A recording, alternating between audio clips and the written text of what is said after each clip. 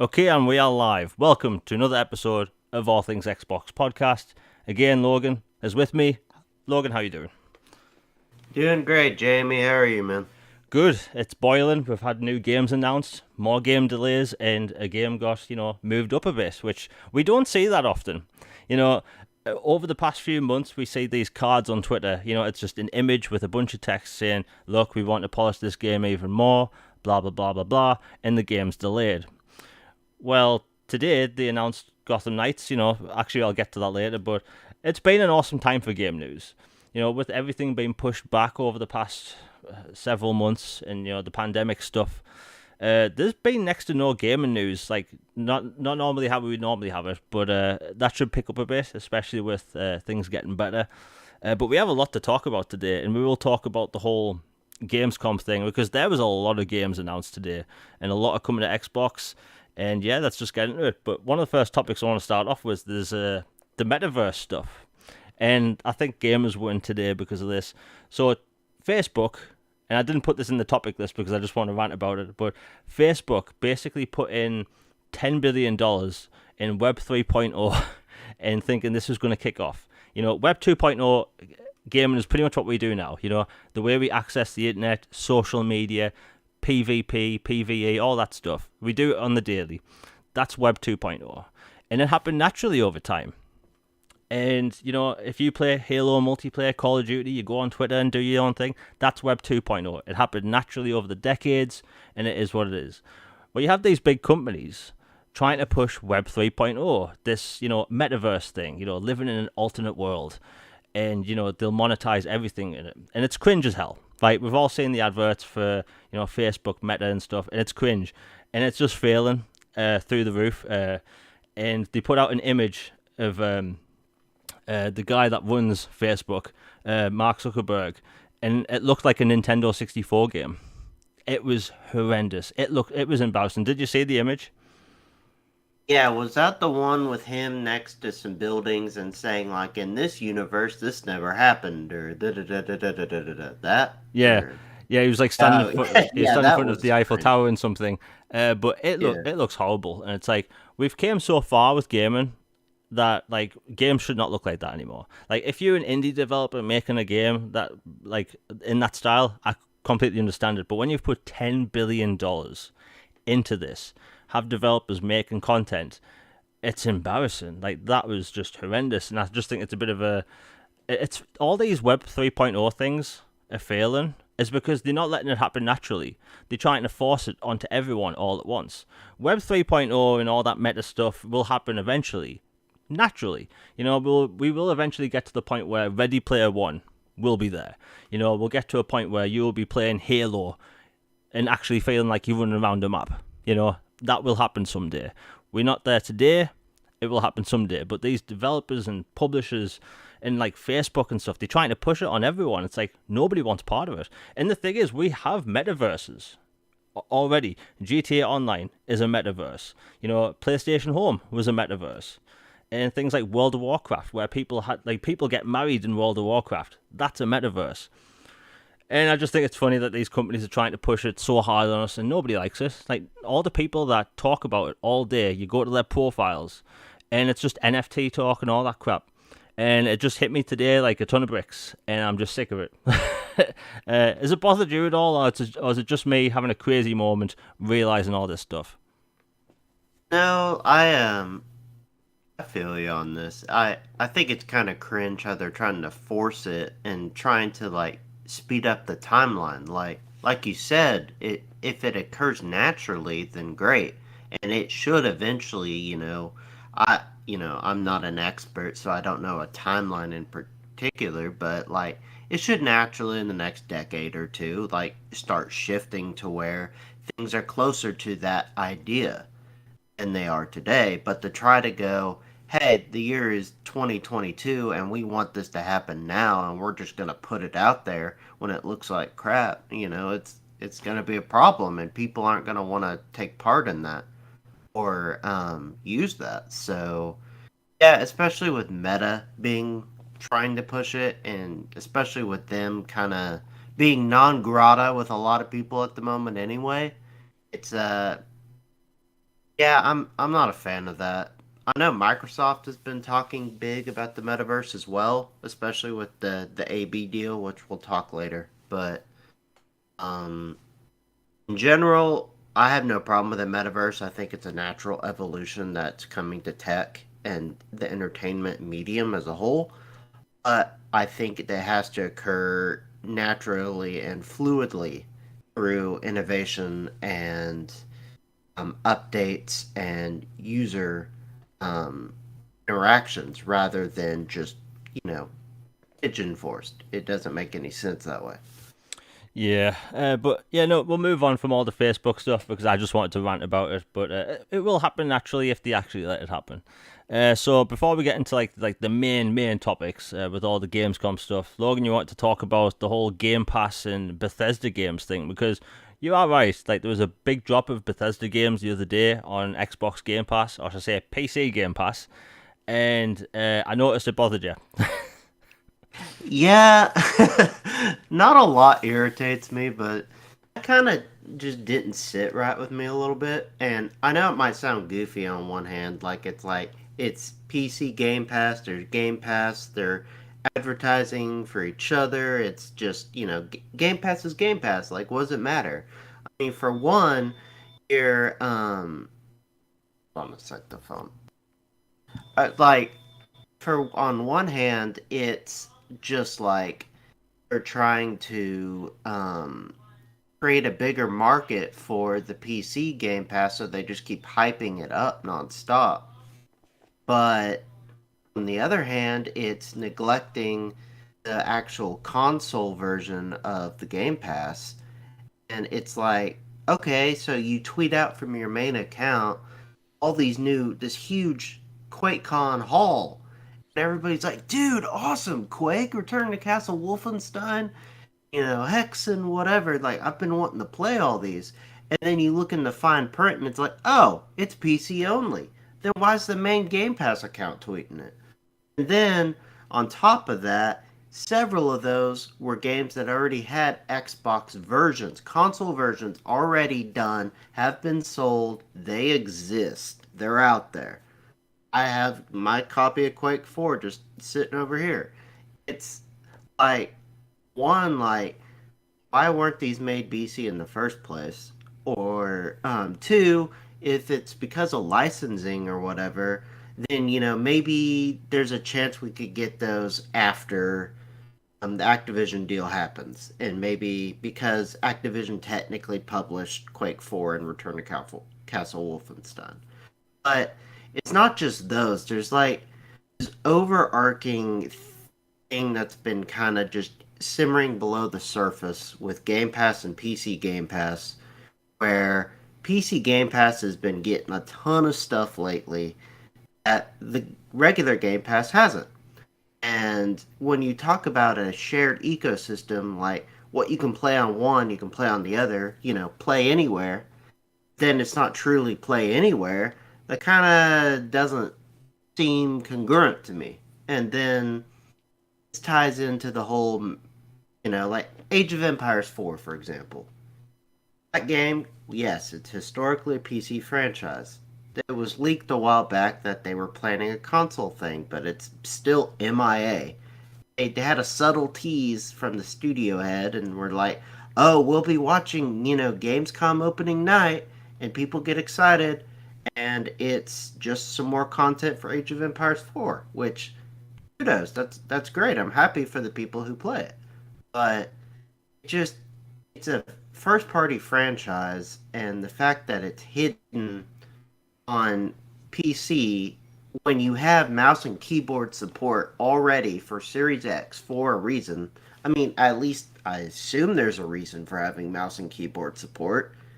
Why not bring that game and Rise of Nations and Age of Mythology or some other RTS or PC type games to console if they run, and just put a disclaimer that, look, if controller is such a gargantuan task to overcome, like they just cannot get it to work properly for whatever reason, and just put that, look, this is a mouse and key game only. You know, growing up, you and I played games that that had certain accessories that you had to have to make that particular game work, or you just didn't play that game. It happens. Like, I think people today are knowledgeable enough or understanding enough to understand that, look, some of these games might not work on here with a controller, but if you want to play them and you have mouse and key, you can. It just seems kind of beyond silly to me to have mouse and key support and yet not actually fully utilize it for your own first party IP.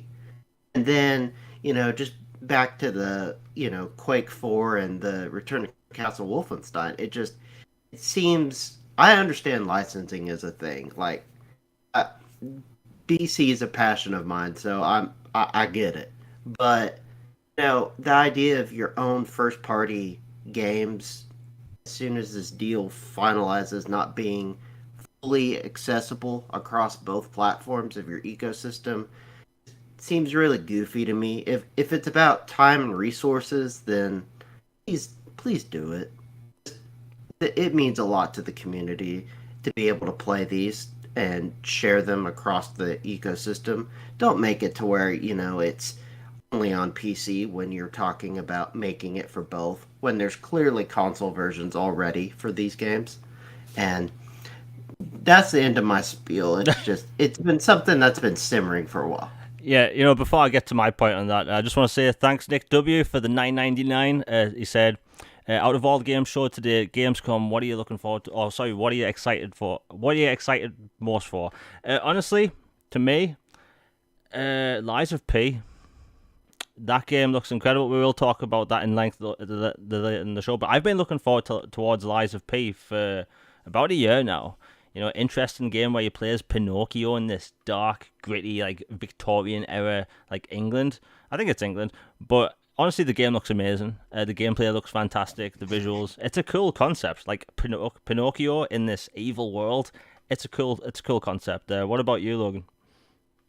Yeah, Liza P was my game and show that I'm most looking forward to. That Callisto Protocol. Like, I'm a huge Dead Space guy, so that one absolutely. And then, biggest surprise was definitely Killer Clowns. Did not expect that. Yeah, that looked pretty good. I'm not really into those, 3v1 horror things, but as a concept, like the Killer Clowns thing from another world, I think it's cool. But yeah, I think that show had a lot of good games. And we'll talk about that in length a bit later. But yeah, thanks again, Nick. Awesome times. And yeah, people, super chats are live. I fixed all that stuff. Share, like, subscribe, all that stuff. That's enough of the, plugging my own show here. But yeah, so I think Microsoft should fully unify the console and PC space. They have the technology to do it. I get some games don't have ports. Like you said, like some games do actually have Xbox 360 versions or original Xbox versions. And due to licensing, like that can be tough. Like music is the biggest pain in the behind when it comes to licensing for games. They had to take Alan Wake off the store for about 4 months because of one song. So it can stop a lot of games. So a game can be sold on one platform even though it has the same music. So I can see that stopping some stuff. And you're right, Activision does have the rights for some things, now owned by Activision. It's all over the place. Back from a time where companies didn't really care about that stuff, now companies own different licenses and all the rights are all over the place. But I think they should unify it. They are going to get mouse and keyboard controls working on xCloud. So maybe they're going to try and get PC games playable on console via mouse and keyboard on xCloud. And I have been using xCloud a lot, and I've been using it every day. And honestly, the technologies came a long way. Like I think it will get to a point where we could play xCloud games, PC games on our consoles. Would that satisfy you, Logan, or do you want full-on native ports? I mean, that would work for me. I just want to be able to play them. So even if it was just xCloud, I'd be happy. But it just seems kind of goofy to me to have, full on mouse and keyboard support and hype it up and have a partnership with Razer and stuff. And then have a first party studio dedicated to RTS franchises and then have all this other stuff yet not fully actually utilize it. That just, I don't know, it seems like a big missed opportunity to me. Yeah, I mean, there has been rumors in the past that Microsoft has a studio working on remasters. Sony has Nixus working on the PC ports, which, it's a good idea for them to do that, and it's working. So I think Microsoft should do that. Have games ported to modern platforms, modern Xbox platforms, with higher resolutions and stuff. And I think backwards compat. We all know backwards compatibility is done, right? We're not getting any more updates for games. Like, we don't know what the BC team are doing. No idea. But I think people just want to be playing these games on console. Like, Age of Empires would have been a huge drop today for console. Maybe they'll announce it at the Xbox showcase tomorrow. I don't know. But a unified system should have it both ways. They get Xbox games, Xbox gets PC games. So I agree with you there. Again, rights and all that stuff. Play anywhere should be both ways. It should be. It just should be. And Microsoft has like a lot of RTS games on PC now, which they should have on console. There's nothing to play on console when it comes to RTS games. You have Halo Wars and some indie titles that do RTS, but outside of that, there's nothing like that. And when I saw, when Xbox Game Pass put out that thing saying all these Bethesda games are joining Game Pass, and I saw Quake Champions, I kind of like stopped breathing for a moment. I was like, hold up. And then I saw, oh yeah, it's for PC. I would have loved to play Halo, Quake Champions on console. Like, we don't have Quake on console, not really. We have that really old one, but that's not Quake Champions. Quake Champions is a gorgeous FPS, and that game came out in 2016, I think, and it looks incredible. But yeah, I agree with you, man. They should unify the whole system, have it both ways, and we're fairly positive, Xbox show, but we still have to talk about the things we don't like. And, wouldn't it be cool to play some of these games on Xbox? I think it would be. Speaking of all that stuff, I was asked recently if we can play PC games on console via xCloud, and I didn't really know the answer. It's kind of all over the place. I think that will change soon, because Death Stranding got announced for PC Game Pass. Now, if anyone was on Twitter at the time, you'll have known the reaction. It was all over the place. Because, honestly, I saw people calling Kojima a traitor. Like he's not a traitor. Like, 505 published that game on PC, and it sold well, and now it's in Game Pass. And people lost their minds. Like, there were people that bought it on PC but when they wanted it when it came out, and there's people that subscribed to PC Game Pass, which can play it now. And people just lost their minds. And I think there's a problem that a lot of PlayStation, fans or fanboys, if you want to call them that, they have a problem with games just going to PC in general. But the fact that people can play them via a subscription service, oof, like, that's a stinger for those people that are just still locked in that, early 2000s mind about how games should be distributed. Like, it's 2022. It's going to be 2023 soon. People just have to get on with it. Games will be in subscription services. Subscription services are successful. And people like to bring up, every time Netflix has a fail or something, or HBO Max in the US, every time something bad happens, they say, oh, what's going to happen to Game Pass? It's a completely different business model. You can't buy Netflix movies. The only way of watching those movies is if you subscribe to Netflix and watch them that way. But with Xbox Game Pass, you can buy games, buy DLC and expansions, and support the games that way. So the developers are getting paid up front. And I've just seen recently that The Sandman on Netflix, I haven't watched it yet, but apparently it's the #1 show worldwide. And that made me think, oh, well, that's going to get a season 2. And the creator literally came out on Twitter the other day and said, yeah, it's not enough. That people need to continue watching it. Because Netflix is pretty stingy about how they pay out money for, making more seasons. That's why, a lot of their shows get 1 or 2 seasons if you're lucky. And, a lot of people have been noticing this. So, it doesn't happen with Game Pass because it's a different business model. It may seem similar, but it's different. And, I think Death Stranding, someone at some point this year will get Death Stranding playing on Xbox via xCloud, and people will lose their minds. Now, I've played the game, on a PlayStation before. It's not for me, honestly. I don't really see the excitement in delivering boxes across, miles of terrain. I'm not an Amazon worker. I don't see the point, you know. Do you have any, like, do you want to play Death Stranding on PC or via xCloud if we get that? Well, I have it on my PS5 already, so I've played it a bit. It's interesting from a thematic and kind of just overall just vibes and message standpoint. It's kind of chill in a way to walk around and just deliver boxes and connect the world, but it's not what I would call an invigorating experience to me. But I know a lot of people really like it, so happy for them and happy for those who get to try it now that wanted to. Yeah, so hey, if people are on PC and PC Game Pass, you can enjoy it now. Before we get into the whole Gamescom stuff, we had the THQ Nordic event last week, and I wish everything under Embracer was like under the same umbrella, because they could have had 50 games there, like revealed, but they split off into like 18 different publishing arms at Embracer. So, UPS Simulator, that's what I was going through my head, yeah. But yeah, Embracer, they split off all over the place. You have Deep Silver doing their thing, you have Volition and all this stuff, and then you have, THQ Nordic. But they announced some cool games, and a lot of them are coming to Xbox. So one of them being Alone in the Dark remake. Now, I think it's a remake of 1 and 2, but this is a full-on remake, like built from the ground up, none of the same animations, not the same dialogue, different areas and all this stuff, like legit remake.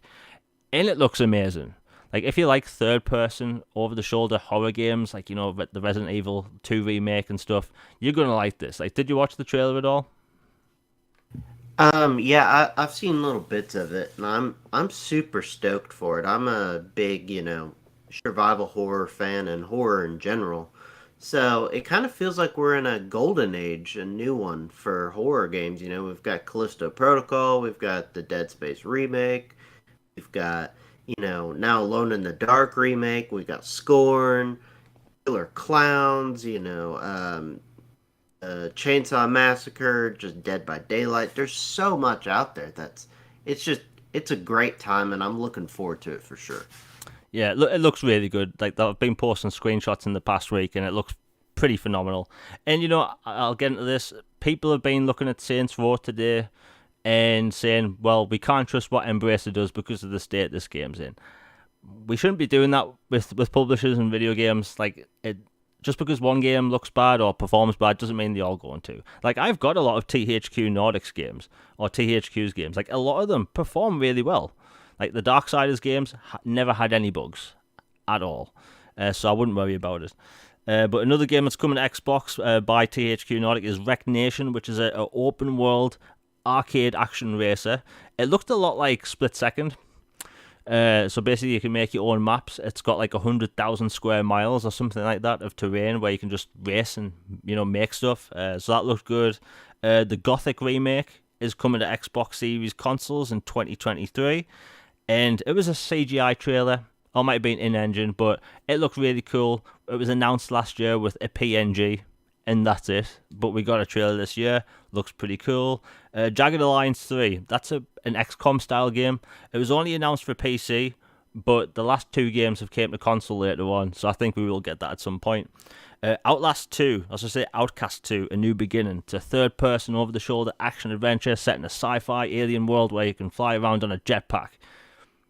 That's all you need to know. The game looks amazing. Like, I'll probably be getting it day one because it's sci-fi. Did you watch that at all, Logan? Yeah, I'm looking forward to Outcast too. It's a sequel to a 20-year-old game that they got some of the original crew together, and they're like, you know what, we're gonna make that sequel we always wanted to, and I'm excited for that. And I don't remember what I was gonna, but yeah, that one looks really good. Another game that's coming is SpongeBob the Cosmic Shake. If you like 3D platforms, you're probably going to like this too. AEW Fight Forever. Now, I don't watch wrestling anymore. The last time I watched wrestling, The Rock was the champion and he still wrestled Stone Cold. So that was a while ago. But this game's coming to Xbox. I think it's in September. I'm not entirely sure. But it's made by the same people that made WWF No Mercy. In the gameplay, kind of looked like a modern version of No Mercy. And if people have never played No Mercy, I'll put it out there. It's the best wrestling game ever made. Ever. Like, did you ever play No Mercy back in the day, Logan? No, I did not. I've never been a big wrestling guy personally, but I know a lot of people like it. Like, honestly, best wrestling game out there. And if it's a modern version, even though I don't know half the wrestlers on AEW, I've never watched AEW, I'll buy the game just for the gameplay alone. Destroy All Humans 2 Reprobed, that's coming out this month. It looks great. Like, as remakes go, they've done a good job with that game. They did a good job with the first one as well. Stunfest World Tour, I think they said that will come to consoles at a later date, which wouldn't surprise me. But, that was pretty much it. They had a lot of RTS stuff there. Honestly, good show. I just wish Embracer had everything under one branch where, like, they could put on a 2-hour show and still not run out of stuff to show. But they did say they have 25 unannounced games still in development, just to THQ Nordic alone, and one of them is a South Park game, where we just got a PNG. Nothing else. So we're getting a new South Park game for people looking forward to that. But hey, I'm all forward to, looking forward to, like, the past 2 South Park games were actually surprisingly good. And one of them was actually made by Obsidian, right? Yeah, the Stick of Truth. Yeah, that's it. So yeah, good stuff coming. And we have a new game showcase coming next month, and it's Disney and Marvel stuff. And they had a highlight reel of stuff that might be there. Things like Alien Dark Descent, Avatar, Frontiers of Pandora, and they're going to have updates for current games. So it looks like Lego Star Wars, the Skywalker Saga is going to get extra content, even though they originally said it wasn't going to. But considering the amount it's sold, I can see them doing extra content. But is there anything in particular you're looking forward towards seeing there? Because there are rumors of, EA making a Black Panther open world game. Yeah, I'd love to see the Black Panther game or the rumored Blade game that got potentially leaked by Ubisoft, or any updates on Jedi Survivor or the other Star Wars titles in development by Respawn, or if that rumored Mandalorian game actually exists, that would be a cool place to show it. And then Skywalker Saga getting more content is awesome. Great game, and it's something that everyone can play, so definitely more content for it is wanted. And as far as Marvel, yeah, I wouldn't be surprised if we saw maybe a little bit of more on Wolverine, Insomniac, or some Spider-Man 2 tease. Who knows? But I think it'll be a good show. Yeah, I think it's a good thing that we have multiple developers from different studios making superhero games now. Because, when Spider-Man was announced on PlayStation, we knew that wasn't going to be on Nintendo or Xbox. And, same with Wolverine. But, if EA makes it, THQ Nordic, or, anyone else, it's going to be coming to Xbox. The unfortunate news is that a few days ago, there was a rumor going around that there's going to be a Blade video game made by Ubisoft. It turns out it's not happening. Kind of broke my heart a little because I like Ubisoft games. Oh, bummer. Yeah, like, just the thought of a Ubisoft Blade game where you go around hunting vampires. I loved that idea, and I hope they'd see the reaction from it and decide to do it, because the license is out there. They can do it if they want. They just have to pay for it. But yeah, honestly, I think it's going to be a cool event. We also have a Ubisoft event coming in September as well, so there's going to be a lot of game announcements in the next month. And I think it's getting to a point again where gamers, we getting these huge game announcements again, because when we didn't have E3, there was nothing. Like, remember during the pandemic when we had Summer Games Fest and these half-baked shows? But now... Oh, it was terrible. Drip feed of news. It was horrible. Yeah, and the thing is, even though we didn't have E3, like, the events this year have been spread over months. But I think when E3 comes back, and I do think E3 will come back proper next year. I know that they're charging through the teeth, these companies, to just have like a booth there. But I preferred having all these events spread in 1 week, because having these game events spread over 4 months, man, there's nothing to talk about half the time. Like have everything in 1 week, and that lasts us for like 6 months when it comes to game news. And then we get drip fed new trailers and gameplay videos and stuff. But yeah, anyway, cool events coming. Looking forward to them. I think people should pay attention, especially to the Disney one. Like, mainly, I'm looking forward towards seeing Avatar. And speaking of Avatar, I know it's not game related. They're putting out a 4K version of the movie. I know I'm one of the few people that still likes that film. But It's a good movie. yeah, I like that film. It's sci-fi. I'm all over it. But yeah, can't wait. And that's pretty much it for the Disney stuff.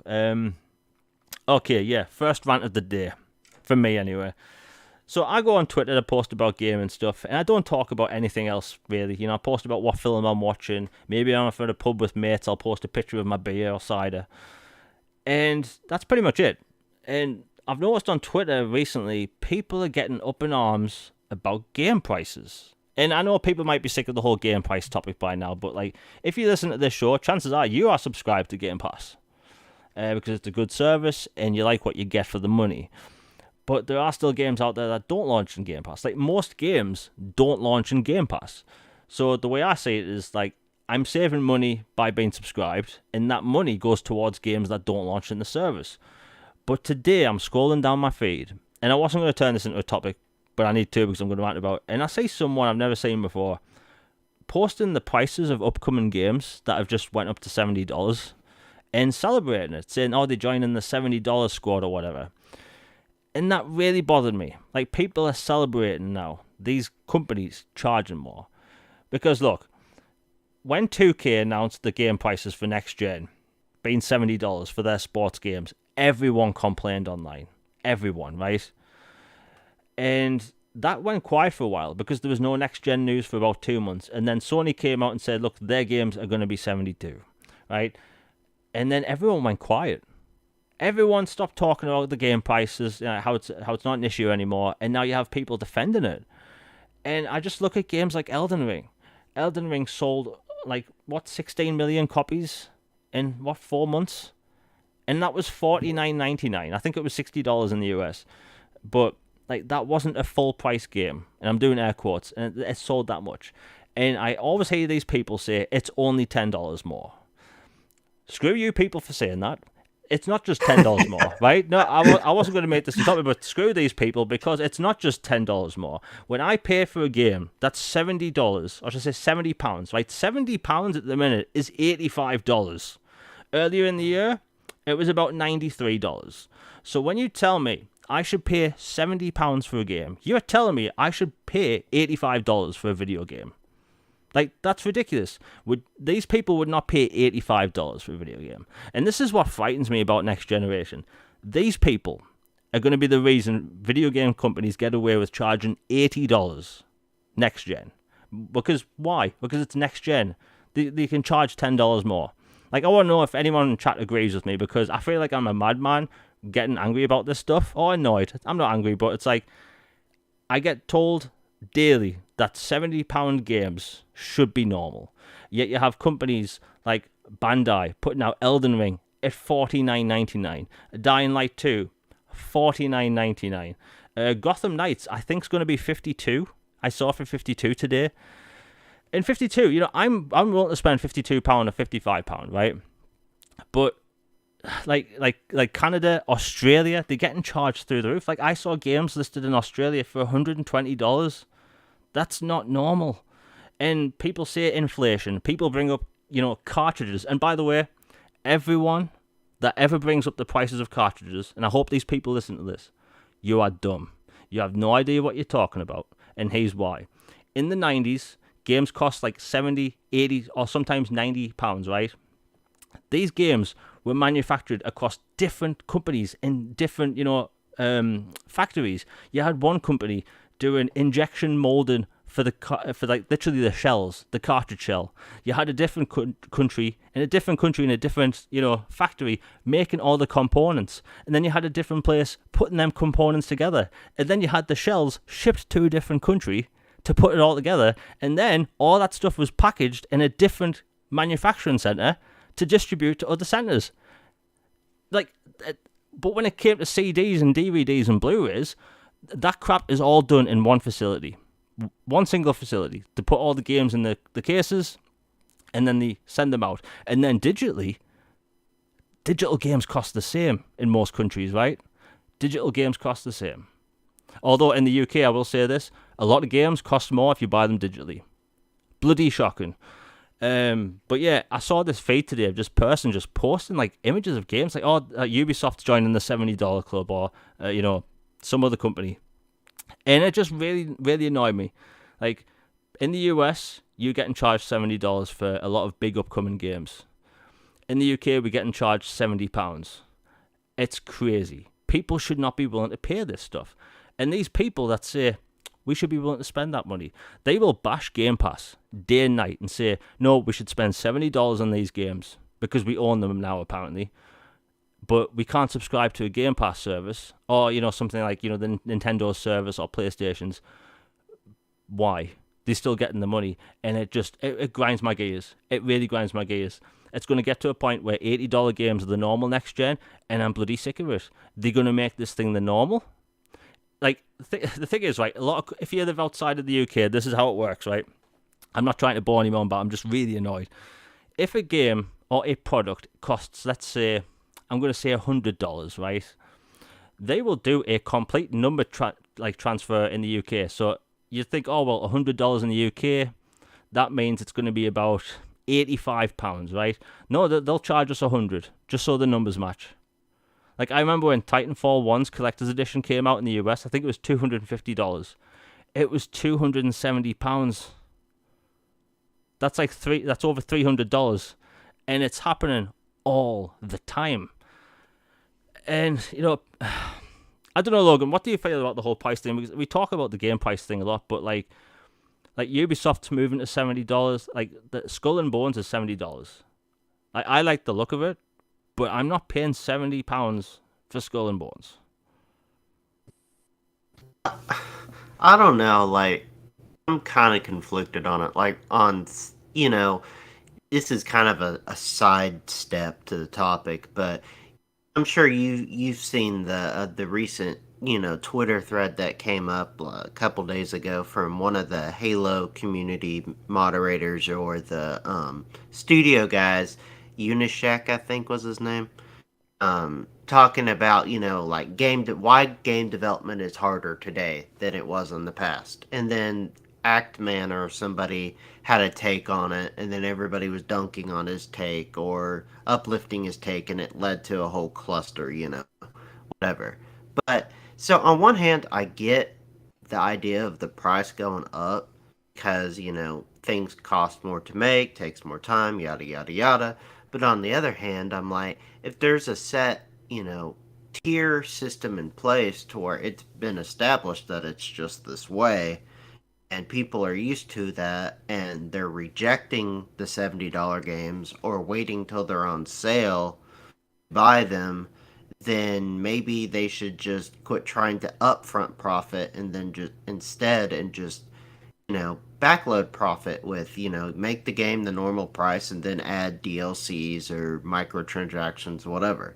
But it just, to me, it reminds me of that DJ Khaled gif, like, congrats, you played yourself. Like, the people cherishing the idea of the games being more. That's like, you're literally shooting yourself in the foot. You're making yourself pay more. Why would you celebrate paying more? That makes absolutely no sense. That's $10 extra you could have used on something else.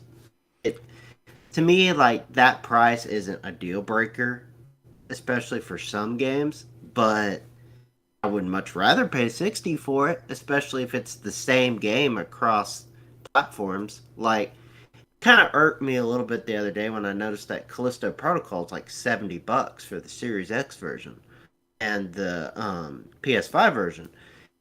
But since Sony has marketing, this is just a theory, this is not me saying it is this way. It's just, it almost makes you wonder, is it like they're tied with Sony, so they want it to kind of just go with the Sony pricing, so they make it just 70 across both, or but then like 2K, everybody called them out, like, oh, 2K's being 2K, charging $70 for their next gen games. But like, there are some games that are absolutely worth it, and then there's some games I'd say that's a blatant ripoff. But I think 60 is just the established price, and people feel happy and comfortable with it. And And I think the more they push against that and try to force feed people $70 or $80 games, the more people are going to reject it and just go, fine, I'll wait till that's inevitably $30 offset, $30 off in a couple months because you're not selling well because nobody wants to pay that price. That's kind of the world I'm seeing coming, and I don't know, man. It's just weird. During the Xbox 360 generation, we were getting single player expansions for a ton of games, like all the time. And I had no problem with getting them because I saw the value in them.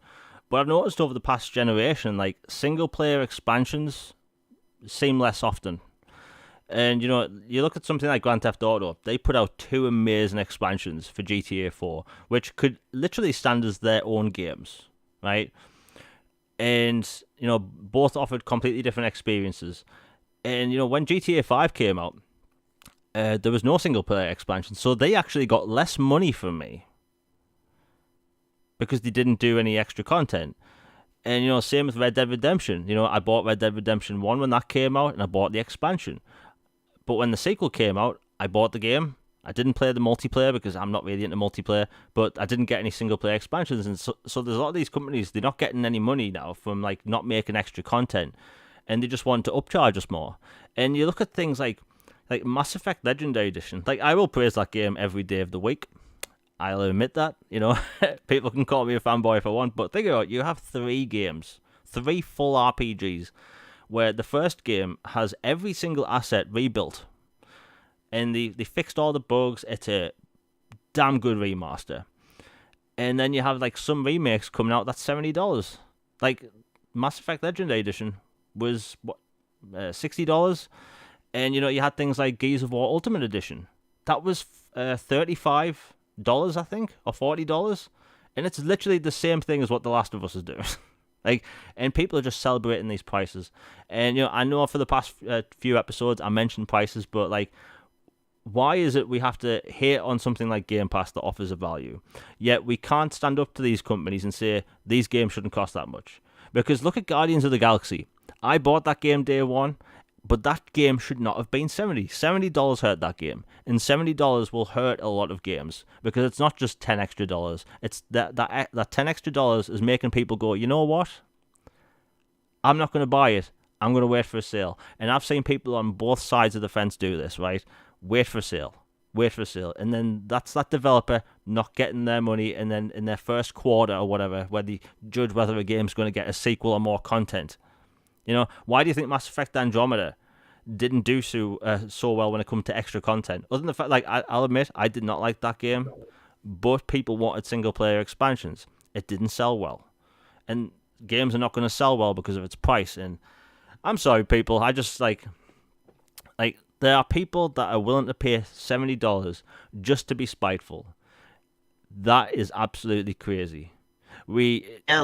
Oh, sorry, go ahead. No, I'm just saying, like, we had the tail end, I'm doing air quotes, of a pandemic where some people either lost work, had to work less, people making less money, and we're in a time where we complaining about like everything else going up. Fuel prices in the US has gone up, right? People are talking about it daily. Is there anyone championing prices of fuel going up? No, they're not. But people are championing games going up.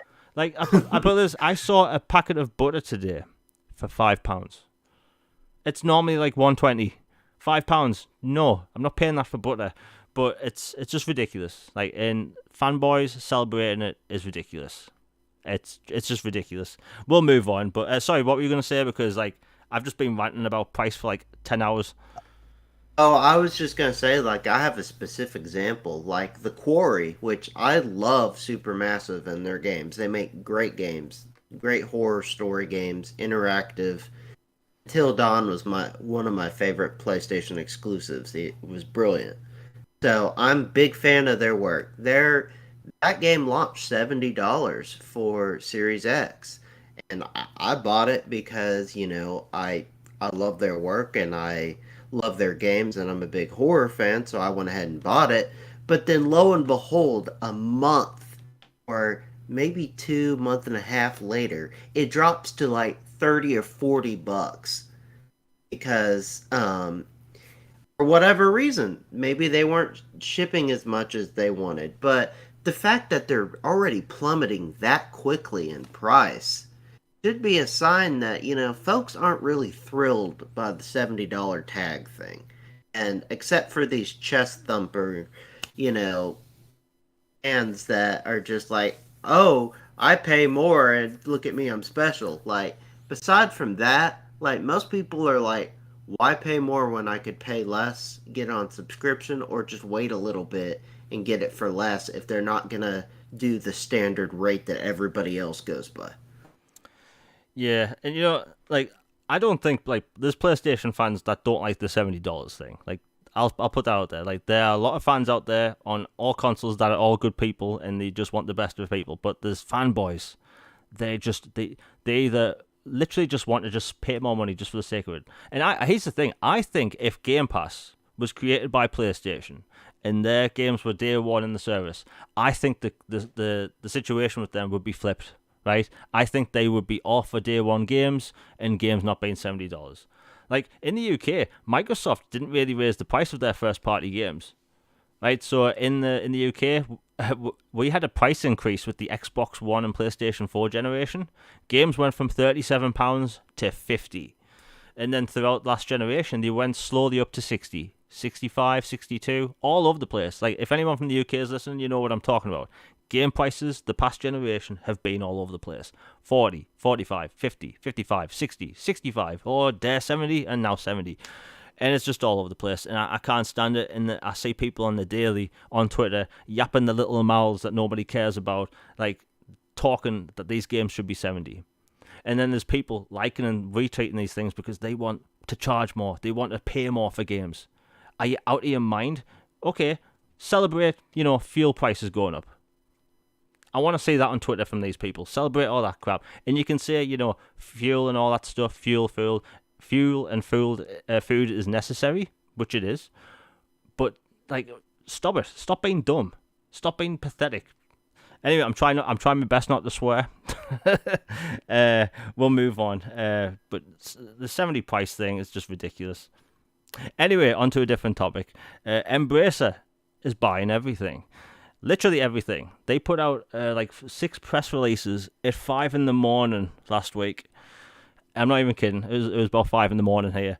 And it turns out they're buying everything. They're buying limited run games and all their publishing rights and all that stuff. They're buying Tripwire Interactive and the Middle Earth IP. Lord of the Rings. Games, movies, comics, pretty much everything Lord of the Rings related is going to be coming from Embracer in the future. Now, that blew my mind. And I know Embracer own 55,000 companies at the minute. But buying the Lord of the Rings IP? That's a power move. What's your thoughts on that, Logan? Because Lord of the Rings, that ain't no joke. That's a huge deal. Yeah, becoming basically the owner of the game rights and film rights and most television rights and book rights and all this other stuff for Lord of the Rings is a massive power move. That's a statement that Embracer they have a long-term goal and plan in place to acquire as many well-known established IP as they can, name recognition. Like they have Time Splitters, they have several older popular games that have been sitting for a while, but they're bringing them back, like Alone in the Dark. We just talked about it's getting remade. So the fact that they now have a franchise that big and powerful and basically control most, if not all of it, where they can do whatever they want going forward. We could be seeing ports of the old games, the Two Towers and Fellowship of the Ring. Those were fun on the OG Xbox, PS2, GameCube. And some of their other games, maybe some of the Lord of the Rings online games. There could be new movies, like they mentioned a Gandalf film or a Samwise film or whatever. So it's huge. And then Tripwire is a good pickup. I love the Maneater game, so I'm excited for that. And then limited run, maybe that means we can get more Xbox versions now because Embracer supports Xbox pretty well. And they said they want to expand their business model. And then several of the other studios they acquired. I like what Embracer's doing lately. Yeah, they're making some power moves. Like when you've got the Lord of the Rings IP, you can pretty much do anything. Like the only thing when it comes to game, or I should say Lord of the Rings, is they don't own the books. They don't own that material. But the IP in general, they can do whatever they want with it.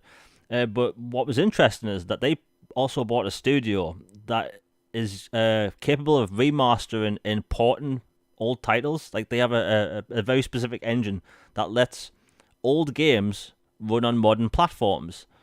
And I saw that in combination with this Lord of the Rings news, and it made me think, like, can you remember those EA Lord of the Rings games on the PlayStation 2 and original Xbox? Those were good. Like, really good. And that got me thinking, like, if they somehow have the publishing rights to all Lord of the Rings games, like, what if we could possibly see those Lord of the Rings games on modern platforms, like Xbox, Switch, PlayStation, PC, although they pretty much already are on PC, but what if we can get, Lord of the Rings Battle for Middle-earth 2 on consoles again? A game that's stranded on Xbox 360 and PS3, and it just made me think, there's been a lot of good Lord of the Rings games. A lot. Now, that was a golden age back then for video game IP. You had Star Wars games, Harry Potter games, and Lord of the Rings games coming out almost every year, and it was incredible. But a big power move from Embracer, especially with them buying Crystal Dynamics and Eidos Montreal, which also owns old IP, which makes me believe they are going to actually get, and I'll say it again, Legacy of Kain Collection. I'm 100% convinced we will see that by the end of next year on modern platforms. And if you've never played Legacy of Kain, amazing platformers. Like, really, like, cool, gothic setting. People listening that's played the games, you know what I'm talking about. Legacy of Kain, Soul Reaver, amazing. But it's just exciting. Like, I don't really look at games and think, oh, that's an old game, I can't play it. Like, if it's supported on a current platform, I'm willing to play it, I would love to revisit some old games I can't play anymore. I don't even know where my Lord of the Rings games are on, PS2 and the original Xbox. Like, those games are pretty much lost. But, hey, I'm all for these games coming back, and it's good times. Anyway, we'll move on. I was going to talk about game delays, but, like, I think people have had enough of that. I think we're all sick of game delays, but we know why they happen. There's been about 12 game delays in the past month. They seem to be happening every day. You open up Twitter and there's that image. It's a stock, dimmed image of one of their images. And it says something like, sorry, we need to, have extra time, blah, blah, blah, blah, blah. High on Life got delayed till December, which that's not a bad delay in my opinion. Evil West got delayed 2 months. Again, not bad. But I'm just looking at all the games coming out in February. And I don't know how my wallet's going to survive because there's like 50 games coming out in February alone. Logan, what's your thoughts on that? Because, like, I know, like, a lot of games are being pushed to next year, and specifically February. Yeah, throughout history, there's been just some years in particular that are just jam-packed with, like, legacy titles that are like, wow, this year was just absolutely incredible. Like, have you seen all the games that come out? And, like, like 98, 2011, for example, were a couple years that just had just absolutely bonkers games. Like, if you stack them up, like, they're all-timers, like, a whole bunch of games those years. I'm thinking next year is going to be just absolutely, just ludicrously stacked. There's so much coming out in the first half alone. And then you have games coming out later that year. You've got Starfield, and then knows what else like is lurking in the shadows for later that year. But it already in the first half alone, it's jam packed. 2023 is going to be just gold mine for games. Yeah, I mean, I always call 2007 as, like, the best year in gaming, but, like, if all those games actually release next year, it's probably going to be way better. Like, honestly, like, there's about 40 games already planned to come out next year. Like, and we don't know the games that's coming out in the second half of the year, which is pretty crazy considering there's still games to be announced next month at the Disney event and the Ubisoft showcase. But anyway, we'll move on. Now we're going to talk about the Gamescom opening show by Jeff Keighley. And honestly, before I go into every game, I thought it was a good show. And you know what I'm like? I'm very critical over Jeff Keighley's shows, but I think he did a great job. I think there was too many, long pauses because he was expecting a huge hooray. But it's Europe. We don't really do that much. We get drunk and we'll be quiet, or get drunk and be loud. But anyway, honestly, a good show, I think. It wasn't filled with advertisements, like cringy advertisements. So honestly, well done, Jeff Keighley. Good show. I think the pacing was good. I don't understand why there's awards throughout a game reveal showcase. But hey, I mean, if it works, it works. But yeah, we'll get through the list. And Logan, you did not watch the show, correct?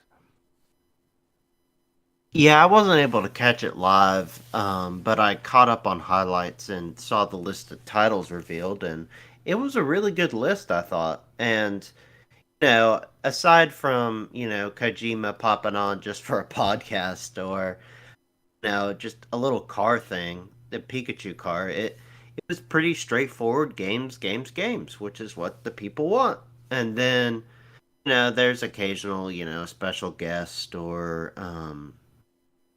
stuff like that. But in general, I think he does a good job, and he's more good for the industry than not. So I definitely appreciate that he puts on these shows, because somebody has to wrangle all these studios together and get these games out there to show. And then there's this one weird complaint I see a lot about, or kind of jab at him in particular, or his shows lately, is that it's just sci-fi and zombies. I'm like, I don't think that's his choice just to put these genres out there. I think that's what people are giving him at the moment, that's in development for the industry. I don't think it's like he's saying, forget all these other type of games, I just want these type. I think it's just what's available because of delays and other stuff. So, but I love sci-fi and zombies, so I've been thrilled. But that's been just one weird complaint I've seen lately. Before I get into the list, I think I have a theory about the sci-fi stuff. If people have been following me, I love sci-fi. I adore sci-fi, right? Unless it's Babylon 5, I can't stand that thing. But other than that, Stargate, Star Trek, Star Wars, pretty much everything else you can list, Killjoys, the list goes a mile long, Farscape, Firefly, everything, Mass Effect, everyone knows my opinion on that. I think the reason we're seeing so much sci-fi is because over the past generation, we've seen pretty much constant fantasy games. And I think it's because maybe it's easier to make a game in a fantasy setting where there's like lots of hills and caves rather than a big scope in like sci-fi city. Because that's the only thing I can think of. Like, it wouldn't make sense for him to just hunt sci-fi games. That's just a theory. I'm probably right a little bit, because honestly, the past generation, I got sick of seeing so many fantasy games. Oh, there's another fantasy game. Oh, look, more trees and forests. Like, I want big scoped sci-fi cities, and we're getting closer to that. We got that with Cyberpunk, even though I'm be playing it without the bugs, thankfully. But yeah. Anyway, before I get into the list, if people enjoying the show, please hit like, share, and subscribe, comment, and all that stuff. Notifications, all that crap. Honestly, I hate doing the advert stuff, but you have to for a YouTube channel, and super chats are live, all that stuff. Anyway, we'll get into the show. So I'm going to get the bad stuff out of the way first, because there wasn't actually a lot. Like you said, Logan, Kojima came on to announce a podcast, which was pretty bizarre because it was a game show and he announced a podcast, which seemed really out of place. Like, it seemed like something you'd do on Twitter. It's got a kind of quiet reaction, which I honestly understand it. I like Kojima. I think he's got a really interesting mind, but a podcast, really. And then they showed a mini concept, a car. Nobody really cares. Like, I know racing games in the UK and Europe are really popular, so maybe he made that connection. I don't know. It just seemed a weird place to show that off. But other than that, I think the rest of the show was good. And I'll get on with the games because there was a lot. So the show opened up with something called Everywhere. Now, the developer came out on stage and said it's everything and it's everywhere. Now, I don't know what he meant by that, because I looked at the trailer and the way he described it, and it smelled to me like Web 3.0. It smelled to me like metaverse. Just the fact that he said you can do anything, it just made me think it's a metaverse, because the fact he literally said nothing. He came out on stage in front of millions of people and literally said nothing. Like, I don't know, Logan, you probably didn't see that, right? Yeah, I missed that part. Okay, so if people are watching, like literally, it just screamed metaverse, and I cringed. I'm not gonna lie. And I like indie devs. I like all the work they put into stuff, but I don't like that stuff. Anyway, we'll move on. Oh yeah, the DualSense Edge, a PlayStation Premium controller. Sounds a bit familiar. I think some other companies have done this stuff in the past. I'm not entirely sure. But yeah, you can customize the sticks. There's extra buttons on the back and on the front. It's probably going to cost over £100. I'm guessing $150 or something. Honestly, I think it's okay for these companies to make custom controllers. Like there are people that want to play at a higher level with more accuracy and all that stuff. Not for me, but yeah, the Xbox Elite controller. I think that proved that there's a market for it because Microsoft was unable to keep that thing in stock. Like even in the UK, where people don't really care about that kind of stuff. But like, I love mine. yeah, like people love that controller. It's got a built-in battery. Although that's a different topic for another day. But like, people love that Elite controller, and then they've made 2 versions now. There's rumors that there's a third one down the line, and obviously it makes sense for PlayStation to do that. I just think it's funny that they've never attempted it. Like they've put out an attachment last generation for back paddles, and then there's this controller. But hey, I mean, there's a market for first-party premium accessories. Honestly, I wish Microsoft did more. I would like to buy, a first-party keyboard and mouse for console, or just something like that, or a fight stick by Microsoft. I think, or like a racing wheel. Even on the 360, we had 2 racing wheels. We had the ordinary one, we had the wireless one, which looked kind of weird. But yeah, honestly, I think it's alright for them to do that. The one that surprised me, Dune Awakening. It's a survival MMO. Now, about a year ago, I posted on Twitter that I heard that there's multiple Dune games in development. But other than that, there wasn't much info. There was info that there's a Division-style game and there's a Survivor game. Well, it turns out this is that, right? It's kind of both. There's a Dune RTS coming to PC next year, and there's this. It's a survival MMO, and honestly, I love Dune. The setting, it's going to be amazing. Like, it's probably going to have mainly melee-based combat. And if you've watched the latest Dune movie, it looks like they're going for that kind of aesthetic, which I love. I love that movie. And if you've never seen it, anyone listening, watch that movie. It's incredible. Like, have you seen the latest Dune movie? Actually, have not, but it's in my backlog of recent films I want to watch. Wow, okay. It's a masterpiece. It really is. It has a slow beginning, but it kind of has to. But the fact that we're getting a survival MMO, where like we're gonna see the giant worm in a video game, and yes, we've had that in Gears of War.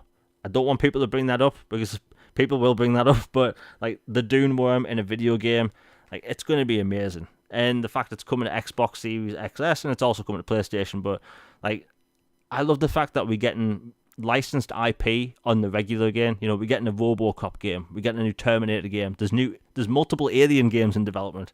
So great time. Yeah, and multiple Star Wars games. I love it. We haven't had these many licensed games since the early 2000s. The original Xbox, the PlayStation 2, and GameCube. We were getting Star Wars games and other licensed games every few months. But the Xbox 360 generation came along and PlayStation 3, and it kind of died. And then during the Xbox One and PlayStation 4 generation, next to none. We had, 4 Star Wars games across 8 years. We had 1 Alien game. But it seems to be getting better. And the fact that Dune MMO, like, yes please. And apparently this is being built from the ground up, specifically for console controls. And if you've played an MMO, nice. if you've played an MMO on console, and I'm looking at you, Star Trek Online and Neverwinter Nights, the controls are absolutely terrible. Like, there are ways to get these things working on controllers, but the fact it's being built from the ground up, it's going to be amazing. And I just love the Dune universe. Again, Logan, everyone else, watch the film. The Callisto Protocol got more gameplay. Like, every time they've shown that game off, it looks incredible. It really does. And I think that, every time I see a game now, I'm worried that we're going to get told it's going to get delayed. And people are always, people are always replying to my posts. Like, I post, like, GIFs of games I think people should pay attention to, or games I'm looking forward to on an evening. And a lot of people I think it's going to get delayed because we're paranoid now. We look for that image on Twitter saying a game's getting delayed. And that hasn't happened with the Callisto Protocol. And they've mentioned it multiple times today on social media. It's coming out this December. And that game has not had a single bad showing. It looks great every single time. Like, I know you're looking forward to it, right, Logan?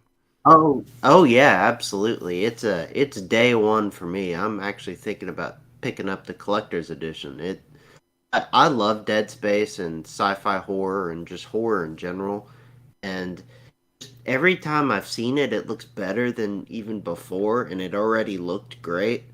And I love the vibe and the aesthetic and the grittiness and just the way it is. It's like the Dead Space spiritual successor, and then we also still have Dead Space coming back too. So we get our cake and eat it too. So I'm really excited, and like you, I know a lot of gamers have PTSD about delays now. It's like every time we start seeing something, and we're like, man, this game looks really good. We half expect it to get, oh yeah, by the way, we bumped this to March of 2023 or something. But thankfully, it's still in December. Fingers crossed it stays that way. But I'm super excited for it. Yeah, that game looks amazing. And again, that's another one of those games with a minimalist HUD. Like the health bar is on the back of the dude's neck, which I love. That's the best thing about Dead Space's presentation. There's no HUD at all. It's all on the guy's suit. And I hope more games do that. Like, very few games actually do that and make it work. But yeah, made by the creator of Dead Space. A lot of the animations did remind me of Dead Space. Like, he did a pull move where he grabbed like a health container and then did a stomp. That stomp was straight out of Dead Space 2. I have no problem with that. That game still controls well. And if it's a modern Dead Space, I'm all for it. Some of the developers follow us, and I talk about the game a lot. Like, I don't care if it looks like Dead Space. I love Dead Space, and it's a modern Dead Space, and that's all I want. Another game they announced was Moving Out 2. That's a twin-stick party-style game. If you've played the last one, you know what this is. Another game they announced was The Lords of the Fallen. This is Lords of the Fallen 2. They dropped the 2.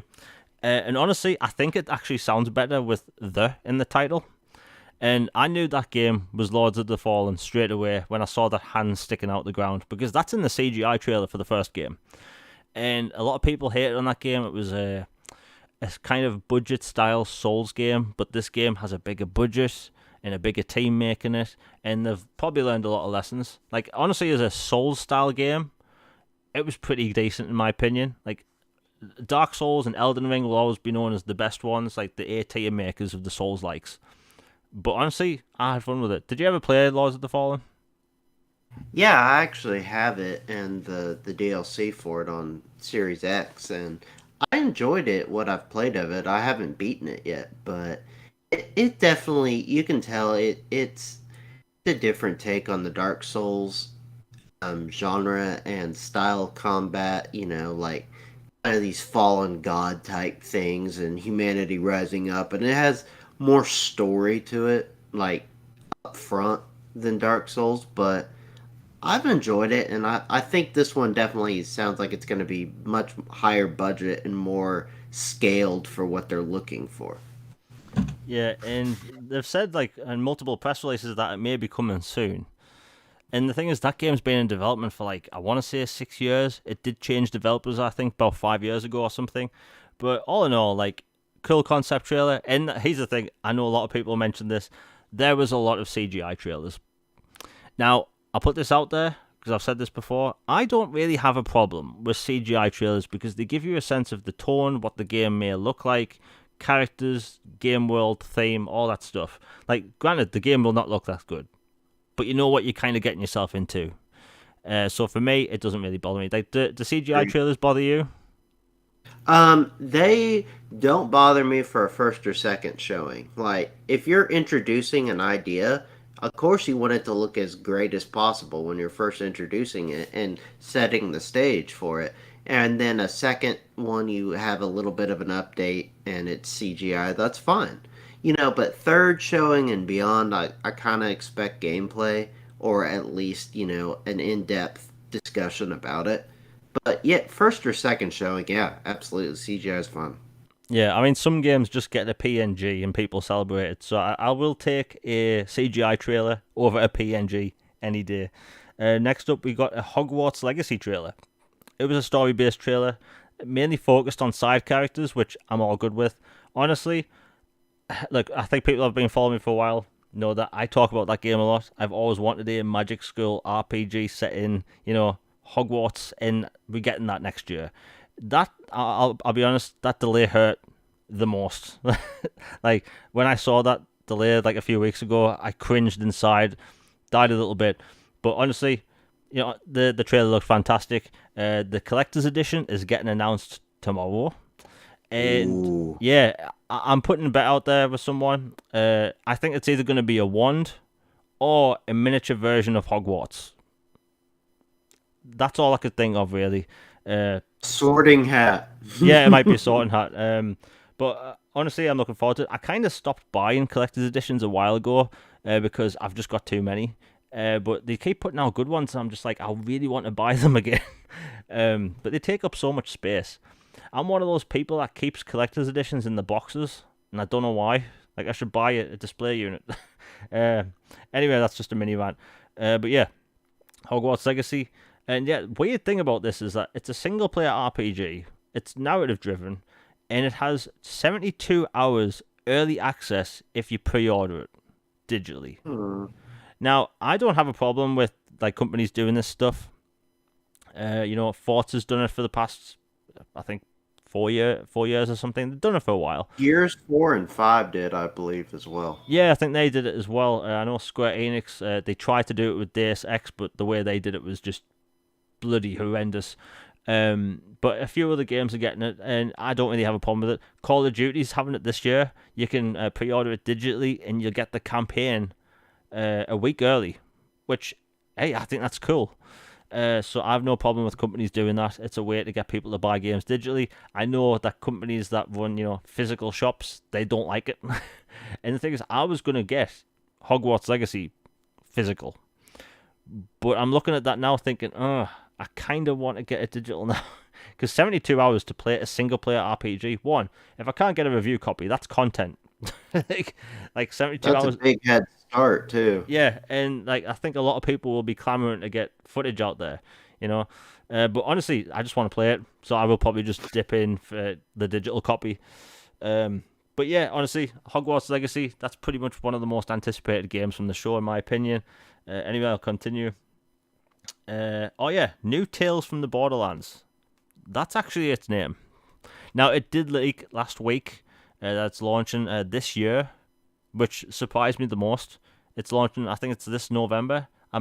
Maybe October or November, but the fact it's releasing this year and it was just announced, it's not made by Telltale. It's made from an in-house team, but it looked really good.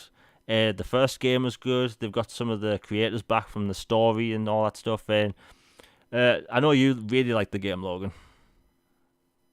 Yeah, Tales of the Borderlands is one of my favorite Telltale games, period. Like, I know it did not sell well at all, but it was just incredibly done, and I love the characters, and they ended up bringing back at least one or two of them, or, I know Borderlands 3 to have major roles. And then I'm not sure exactly how connected this one is to the first one, but I really love the first one and the characters and the story and the vibe, so I'll definitely check out the new one. And I think if you buy the special edition or collector's edition of this, it also comes with the first one if you want to play it. Yeah, I mean, the first game's fun. Cool story, it's funny. Not a lot of games can actually get comedy right, and that game actually really got it right. It was hilarious. And if you like the Borderlands universe, I think it's a must-play, honestly. Another game they announced, or I should say an expansion, was Destiny 2's latest expansion. I think it was called Lightyear or something. Now, when that trailer came on, I had no idea what it was. I saw sci-fi. I saw, people jumping from building to building, all these spaceships, and I was like, I want this. I need this in my life. And the trailer was going on. I'm like, why do these characters look familiar? By the way, Logan, did you actually see the trailer for Destiny's expansion?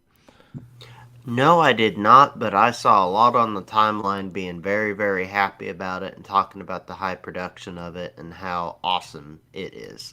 I'm not a big Destiny guy personally, so I kind of just glossed over it. But I know a lot of the people I know who are Destiny fans are very excited about it.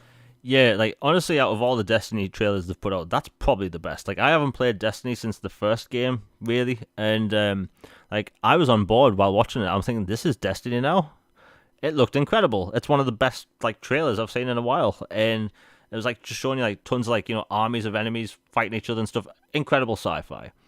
And another piece of news they did drop today. It wasn't on the show, but they're no longer going to remove expansions in the future. So if you play Destiny, you know that every now and then they literally they stop like certain expansions being playable, which in my opinion is just crappy business. But hey, it saves on space or whatever. That's their reasoning. So yeah, you're gonna get to replay your expansions or play them forever, which is cool for new players in my opinion. I just wish they made the game easier for new players to jump into, because if I jump back into Destiny, I'm being thrown into the deep end and I have no idea what's going on. I played the first game when it came out, and that's it. I'd want to start from afresh, but you can't really do that with Destiny 2 as far as I know. You pretty much just like you just start and you're meant to know the story and all that stuff. Maybe they'll change that in the future, but hey, it was a good trailer in my opinion.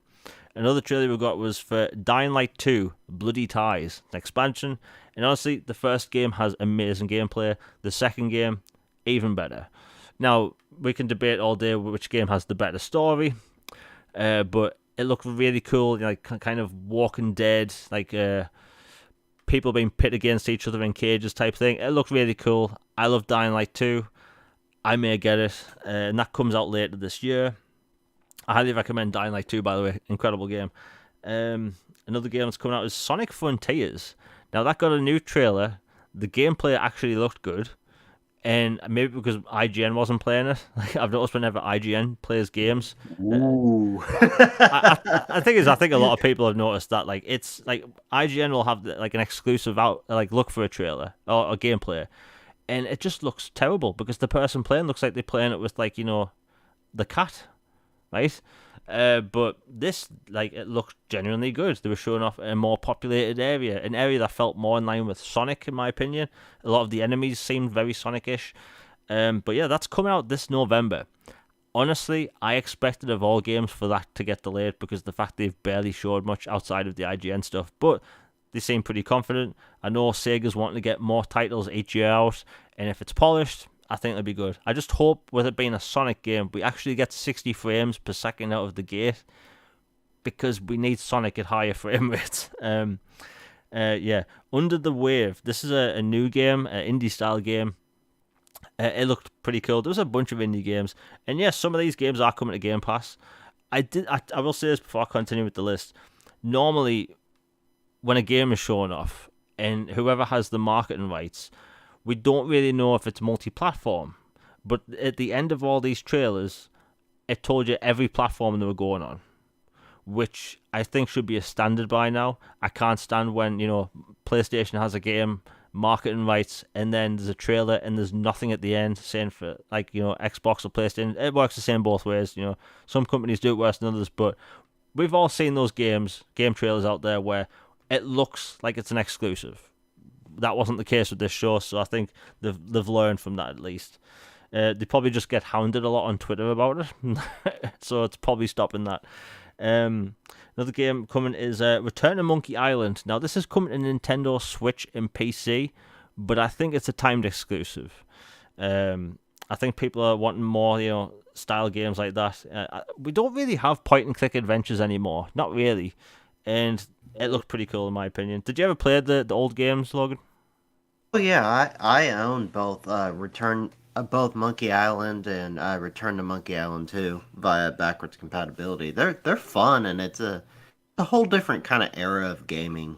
And they, like Days of the Tentacle and stuff like that kind of tie in that whole point and click adventure. They're a different vibe, and they're a nice change of pace game every once in a while. So I'm looking forward to it, and like you, I expect it will come to other consoles eventually. One thing I thought was hilarious from its reveal was the horse armor tribute to Oblivion. I thought that was hilarious.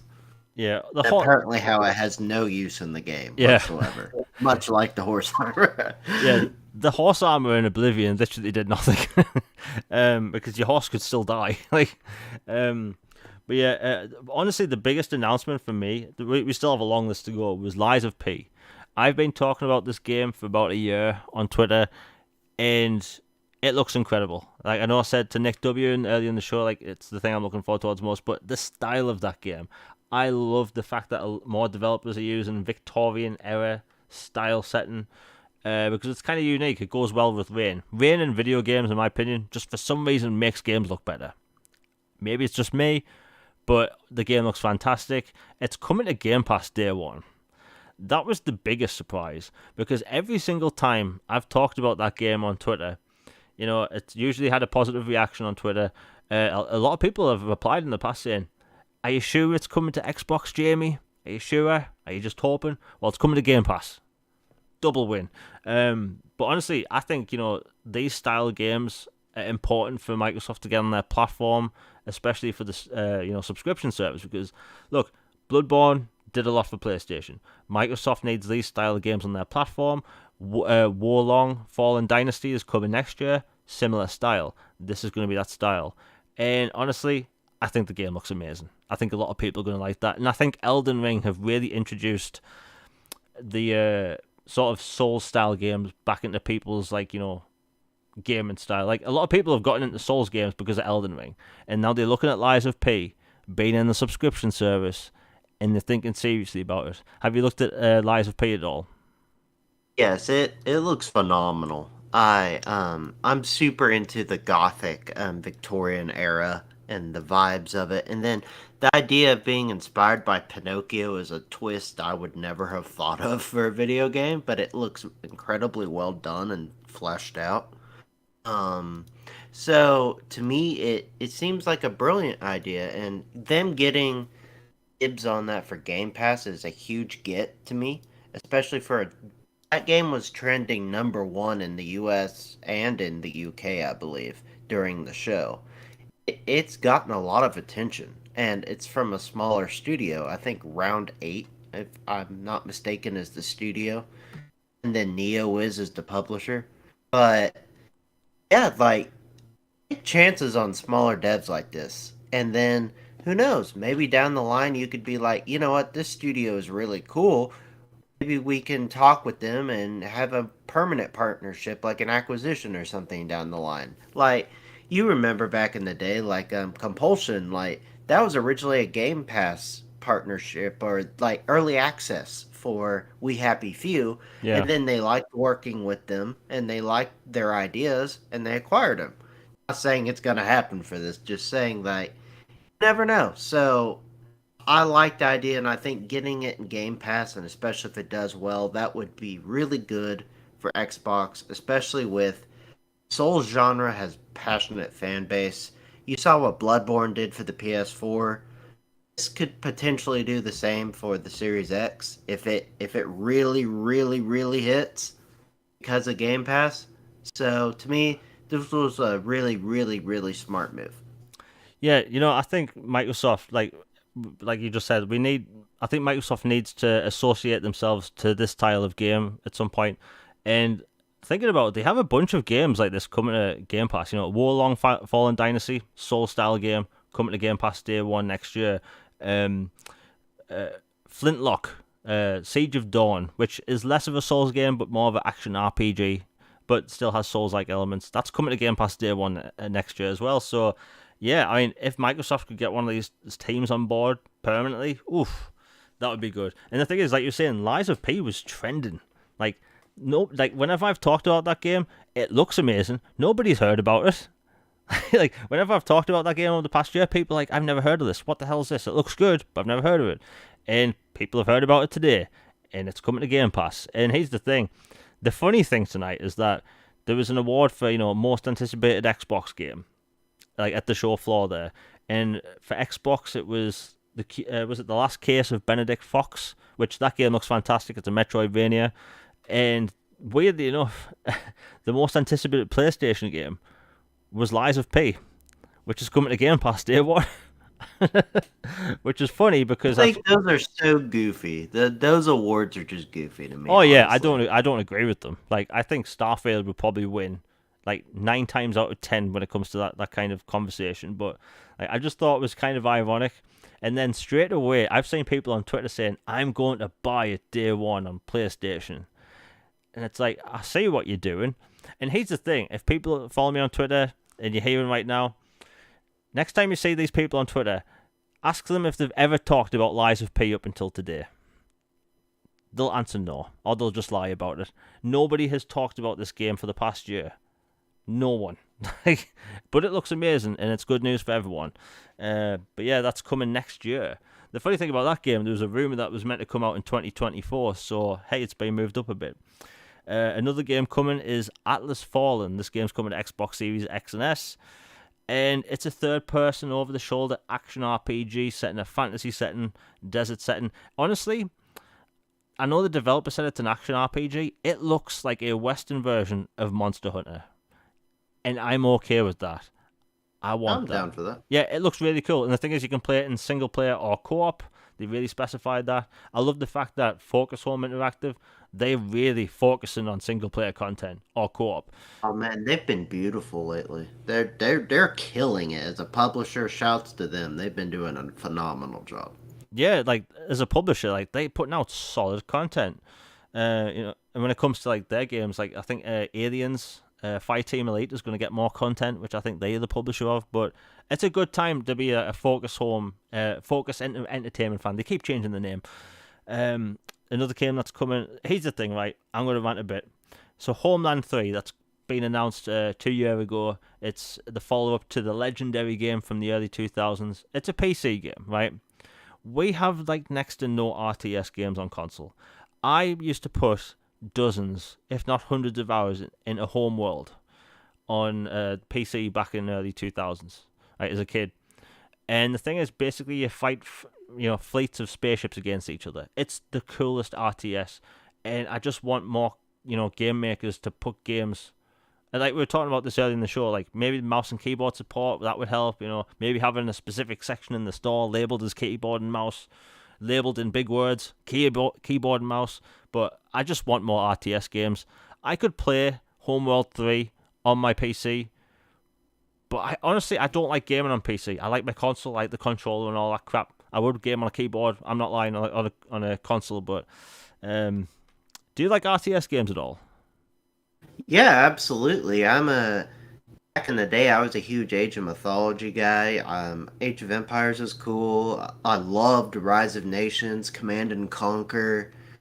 All these games. Like, I know Command and Conquer, there's several of them that are BC for Xbox, which is awesome and I'm happy about. And then, like, Civilization Revolutions is backwards compatible. But for the most part, there's a huge dearth of RTS games for console. Like, it's a barren wasteland. There's so much opportunity. I know this is tying into a topic we had earlier, but you have key and mouse support for your console. If these games technically can run with the key and mouse just fine, but it's the controller that's the problem, then just port them with key and mouse and just make it, clear note that must have key and mouse to play. And then those who truly want to play it will still play it. And then the others will just go, it's not for me. Like, to me, it should be that simple, but again, I'm not a dev, so I don't know. Yeah, I mean, I just want more RTS games. In Homeworld, like, I played so much Homeworld 2 back on early 2000s, and, like, I put it like this, there was a multiplayer game I had once that lasted over 3 hours. Like, a single match. And it was incredible. It was intense. I won, though. But, yeah, I want that on console. Developers, please. Anyway, we'll move on. Oh, this was a big one. Now, I've seen people all over the place on this. High on Life had a really cool reception at E3 or Microsoft Showcase. It looks great. This game demo they put out was a single boss fight. And I've seen people liking it. I've seen people disliking it. And I think both people are right. I think it was a bad showing because people aren't really sure of what their games are like. This is the biggest budget game by Squanch Games to date. Biggest team, biggest budget, all that stuff. Their games, while the gameplay is, the focus, a lot of their games focus on the comedy. So while you heard like the main character, the gun, and the boss going back and forth calling each other names, that was basically, how should I put it? That was basically the main piece of the content.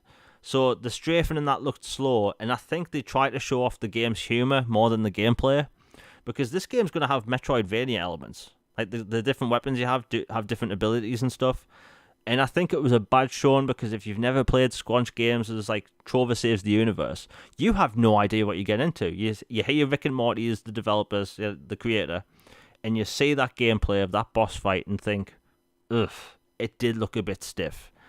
I don't think people should worry, because, again, they have. I think I heard that they had like a Call of Duty like first-person shooter developer on the team now. I don't know if that was just a rumor, but honestly, I wouldn't worry. The other gameplay they've showed in previous trailers looks good. Did you see the gameplay at all? Because I will admit, as a first showing for a boss fight, it was a small area and it wasn't that good. But I still think people should be looking forward to the game. I haven't watched the latest thing that caused a bunch of discussion online, but I understand the idea that if they focus on humor too much in some of their reveals, that it can just feel like an episode of Rick and Morty or something, which, like, people love the show. It's awesome. It's hilarious. But if it's a game, you want to experience it as well. And so I can understand the criticism there. And from the previous things, especially at Xbox's showcase, I thought they had a brilliant showing for the game and the gameplay and everything. So, like you, I'm not worried about it. Yeah, and the thing is, I think good games can have bad trailers and bad game showings. Like, it happens. Like, I think Gotham Knights is going to be a great game. We'll talk about that in a bit. But I think they've had bad trailers. But it happens all the time. So I don't think people should worry. Again, the humor is a main point of the game. And if it is a Metroidvania, like I've heard, I don't think people should worry. Like, that was clearly a early boss fight. Like, there's no way that was a late boss fight, in my opinion. But anyway, the game looks good. Can't wait for that's coming this December in Xbox Game Pass. And here's the thing: maybe they delayed it to fix that stuff, because they said they want to polish the game and make it look and perform better. Maybe that's the point of the delay, but they still had to run the gameplay through, Gamescom, because they do sign all that stuff away in contracts and stuff. So anyway, I think it looks cool. Another game that was announced for Game Pass, which shocked me, and I'm pretty much one of the only people hyped about it, because most people haven't heard about this game. It's called Hard Space Shipbreaker. It's a first-person sci-fi game where you have to salvage starships. So you're working basically a shipyard, dismantling starships, and you make money dismantling them. And you basically can destroy ships while you're in them, you die, and you get put into debt because you have to reanimate you. It's a really cool concept of game. I've been paying attention to this game for about 2 years. It's out now, currently in PC Game Pass. The PC version's been done for ages now. It has a full-on single-player campaign. They may do co-op in the future, I think. But honestly, I was so excited for that game, and they were really quiet on the console version. They've been asked multiple times over the past few months, like, what's happened to it? We got a trailer about a year and a half ago saying it's coming to Xbox. They quietly kind of cancelled the Xbox One and PlayStation 4 versions. Honestly, I'm okay with it, because I had no idea how they were going to get this game running on Jaguar CPUs. Like, I'm okay with, cross-gen games, but this game, I have no idea how it was going to work. It's got zero-G simulation for all the objects, and there could be hundreds of objects floating around. So, are you familiar with this game at all? Because I know a lot of people don't really know about it. I'm familiar about it from your discussions with you about it and seeing your post about it, and it sounds cool to me. And like you said, it's already on PC Game Pass, so I wouldn't be shocked to see it come to just normal Game Pass. And it looks like a chill game to me. Like, Power Wash Simulator was never something I thought I would enjoy or play. Then I tried it out since it was on Game Pass, and then I got hooked, because I'm like, this game is super zen. This game kind of has the same vibes to me. Yeah, so basically in this game you play as Isaac Clarke from Dead Space, like what his job was meant to be. Like, you have a plasma cutter and you take apart space, like starships, and it's a really cool concept, and it's weirdly relaxing to watch. Like, I recommend people watch videos of it on YouTube, and it's probably going to be equally as relaxing to play. But yeah, that's surprisingly coming to Xbox Series consoles and PlayStation in September, out of nowhere. So that's exciting. Again, Game Pass day one. It's another Focus Home game, so another single player game. They really on a roll, and I think people should look forward to that. Again, single player, sci-fi, space kind of salvaging game. It looks amazing. Another game that was there is The Expanse. Telltale Games is back, and they out making games that aren't episodic. The whole thing will be there. It launches next summer, and they said there's a bigger focus on gameplay this time around, and it showed. It was early alpha footage they showed, which I'm fine with. But like as a fan of The Expanse and as a fan of Telltale, that game looked really good. Like, did you say that at all? Yeah, I'm super hyped for it. I love Telltale. I love sci-fi. So I'm definitely day one on that. Yeah, and the thing is, Telltale, when they came back, they said like they're going to do things differently. I think it's a customized version of Unreal Engine, and it looked a lot like Unreal Engine in my opinion. But honestly, The Expanse, amazing show, and the fact that we're getting games from it, I'm all for it. And this is apparently going to be tied into the universe, so it's literally canon to the TV show, which is fantastic.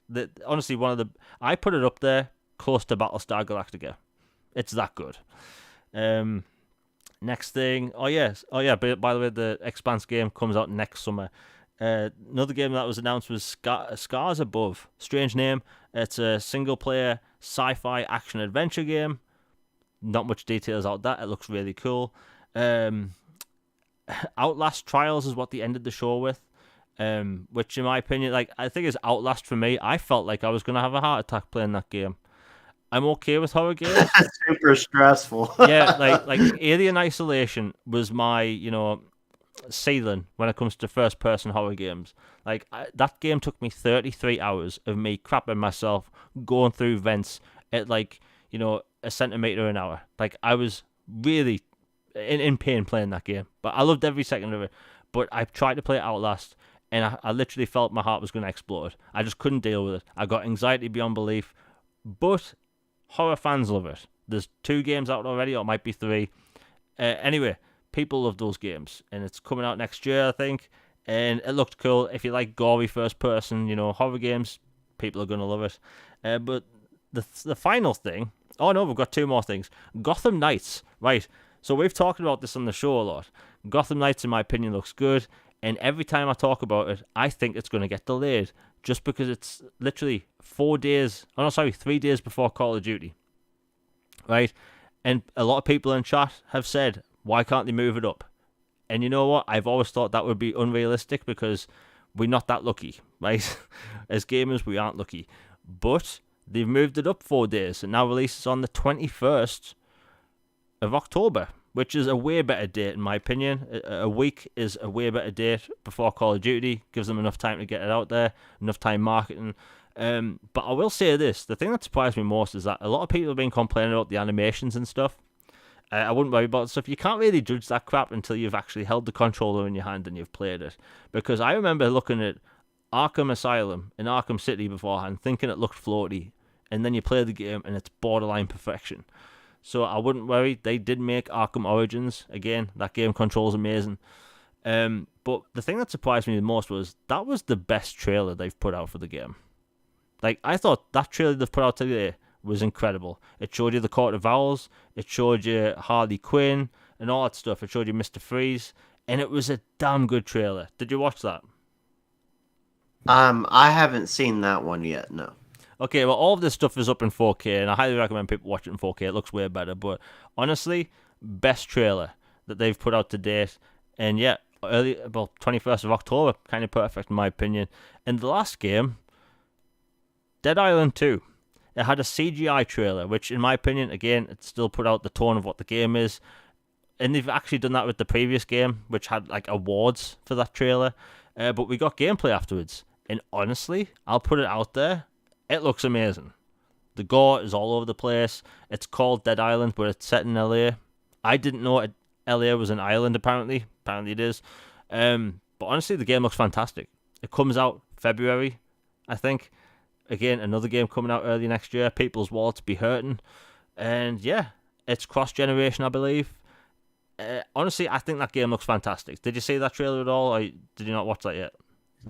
I've seen some impressions and some screens from it, and as a big fan of the original Dead Island, I love the idea of a zombie RPG. Basically, this looks awesome, and it looks like just they've upgraded everything. So I'm definitely gonna check this one out. You know, when it came to like the previous like zombie games, like I always leaned more towards sorry, I lean more towards uh, Dying Light because of the parkour and the open world and the action and storytelling. I could not get into Dead Island at all. It felt more like a roguelike to me. It didn't feel very open. But this game, clearly open, it to me it looks like a zombie Far Cry game because there's cutscenes with storytelling and narrative driven, and I think the game looks fantastic. Like I've gone from not really interested at all to probably going to buy it day one. Genuinely, as a zombie game, that's probably one of the best coming. The the gore was great, the story looked interesting, the characters looked cool. I'm all for it. An open world LA in first person, I think it's going to be really cool. The CGI trailer though did kind of imply that there would be multiplayer, and I know Dead Island did have co-op, so this is probably going to have co-op as well. But honestly, I thought it was a great show. I highly recommend everyone watch the trailers in the 4K versions. The bitrate was kind of low today, in my opinion. But yeah, great show. Honestly, great show. I'd like to know from everyone in chat, like, what was your favourite game at the show? Because, honestly, there was a lot there that was really good, in my opinion. And, what have we got left for today's show? I've seen today people mention can high quality games launch in a streaming service or a video game service like Game Pass? And I think that question's been answered. Avowed is going to be basically an Oblivion style game, a Elder Scrolls game. It's first. Like, if you look at all the games that's in development at Microsoft, you can't say they don't do quality games. Like in the past, people have been able to judge them because they had next to no studios making games. They had Gears in development, they had Forza in development, and Halo.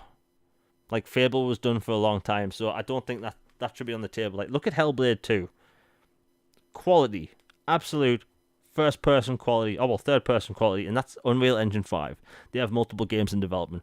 They have multiple games in development over at Obsidian, In Exile, and the list goes on. So I'm sick of that topic being brought up. Like you've probably seen it as well, right?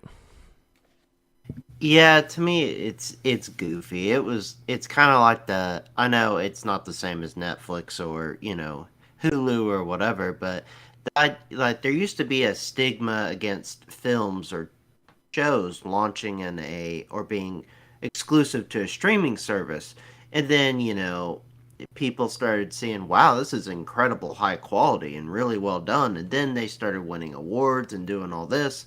And then now nobody thinks anything of it. It doesn't matter if it's on cable television or if it's on a streaming service. I think it's like that for games. I think people have not been used to it. They're still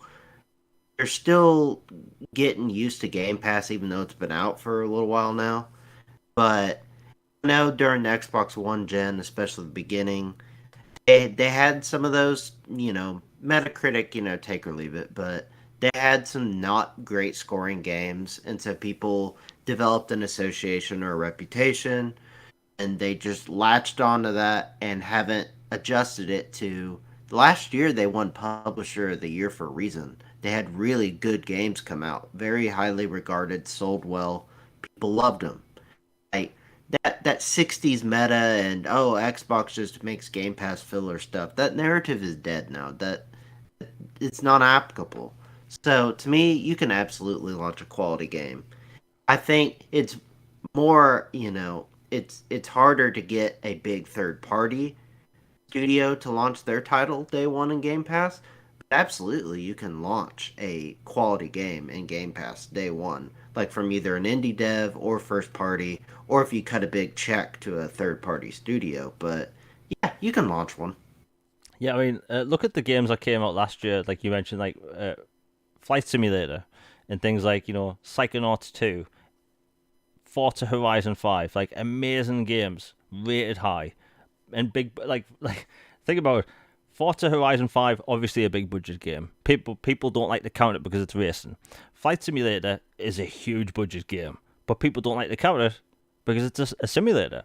And then the Psychonauts, and you could say that's a smaller game, but that's arguably one of the best third-person, or should I say, 3D platformers I've ever played. Incredible game from start to finish. But like, I think that conversation's just forced at this point. Like, people should know by now. Like, look at Netflix. People will bring up their things that they're not working at the minute, but like, look at The Grey Man. That's one of the best action films I've seen in a while. Like, it was definitely a Russo brothers film. It cost like $200 million or something. Like, these services, including the game ones, will put out big budget games. Just because Sony thinks that they can't make things like Uncharted or God of War work in a service doesn't mean they're right. They look at it like this. They copying everything else from Microsoft's playbook. During the Xbox 360 generation, or I should say PlayStation 4 generation, they copied Xbox's marketing to a T from the 360 era. And now they're putting games on PC. They're putting out premium controllers. It's going to get to a point where they have games day one on the service, and this whole quality talk will go away. It will. Because guess what? Do you know people have made fun of Xbox in the past for putting out a premium controller before? That conversation's gone quiet. Nobody today is complaining about a premium controller. And I think it's just jealousy at the end, honestly. But honestly, yeah, I think it's a conversation that it's a bit stupid at this point. We know quality games can launch in a service. People can't say Forza Horizon isn't quality. They can't. Otherwise, they're just stupid and they're reaching. Anyway, we'll move on. Saudi Arabia has approved the Activision deal. And apparently they were one of the countries that people thought that it wouldn't be approved in. And they're one of the first ones to approve it. So, yeah, it looks like we might actually get this deal done. And I say we, I mean Microsoft. I'm just going to benefit by getting more games in Game Pass. But honestly, it looks like the deal is going to be done by the end of the year. Logan, I know you brought this up because you've been following the whole thing more than me. Yeah, it was great news that Saudi Arabia was the first country to approve it, and that's the first step of many. And it looks like September in particular is going to be a very, very busy month for the regulatory community in regards to this deal, because I know it was either the EU or UK. I cannot remember which one. One of those two has their limit come up on the 2nd of September. And then I know Brazil, Australia, New Zealand, and several others all have theirs in September as well. And so if those go off without a hitch, then this thing could really wrap up very easily before the end of the year. But some of these countries, for some reason, find issue and want to go to litigation or, extended talks to change something, then it could drag out. But if it's green marks from them, this thing could wrap up pretty quick. Yeah, I mean, the thing is, I'm just looking forward towards what Microsoft could do with all those IPs, because we were talking a bit about this before the show. Like it's going to be cool having. Sorry. It's going to be cool having things like all the Call of Duty games in Game Pass and things like the prototype games and stuff, right? We all benefit because there's more games to play in Game Pass. And, Game Pass and Microsoft succeed more because, like, Call of Duty is huge. Like if you think maps exclusive for 30 days on a platform is selling Xbox 360s out the gate, this is going to sell even more, right? And the thing is, I'm looking at this thinking, we're going to get new games by developers that just forced to put out Call of Duty maps, right? There's like 30 studios that work on Call of Duty every year. I want Raven Software to make more single-player sci-fi games, right? I want a Singularity 2, which would be possible under Microsoft. Guitar Hero could return. You could have, Toys for Bob work on, let's say, a Banjo and Kazooie remake. The possibilities are endless. Like, I know, Logan, you want to talk about what you want them to make, but, like, honestly, I want to see those games backwards compatible. I want Transformers IP to be licensed once again. I want to be able to play my copies of the Transformers Cybertron games on my Xbox. And that would be possible. The Transformers license, by the way, isn't like super expensive from what I know. So it could be possible. But Logan, I know you want some new games out the whole Activision deal. Oh yeah, absolutely. Obviously, Call of Duty is the huge franchise everybody talks about, deservedly so. Diablo is a big one, and then World of Warcraft and Overwatch and all those titles. And, StarCraft has been sitting in storage. Everybody wants that to come back. And those are the big ones people talk about, along with Spyro and Crash. And Skylanders has been talked about some, Prototype, Guitar Hero. But then there's a few other ones as well that deserve some mention that people haven't talked too much about. Like Gun, for instance, was an old Wild West game that was really good story, fun gameplay. If Xbox brought that back, it was made by Neversoft. Rest in peace, that studio. But they brought them back, they could, potentially have their own Red Dead type of franchise. And then True Crime was another franchise they owned. That could be their GTA type franchise. And then, they have like Geometry Wars, which I know is not like some massive, world beater franchise, but still, it's a different idea for an interesting niche title for Game Pass. And then you have Singularity, which I loved, and I think it's super cool and fascinating. I know Jez Corden talks about it all the time as well. He's a fan.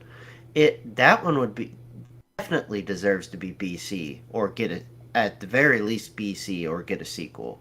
And then Time Shift is another fun game from the Sierra back catalog that Activision owns. That it's a trippy game where you control time and it has really good gunplay and um, mechanics and everything. And so there's just so many cool IP they have locked in this treasure trove at Activision Blizzard. Oh, and King's Quest is another one. I think Pitfall maybe as well. There's just so many there that they have that everybody's been focused on Call of Duty, Call of Duty, Call of Duty, and like all their legion of studios have been in the COD mines forever. Once this deal goes through, presumably, these studios being freed to work on something else, or even other studios throughout Microsoft's umbrella, being able to have access to these IP would be a godsend and would be awesome.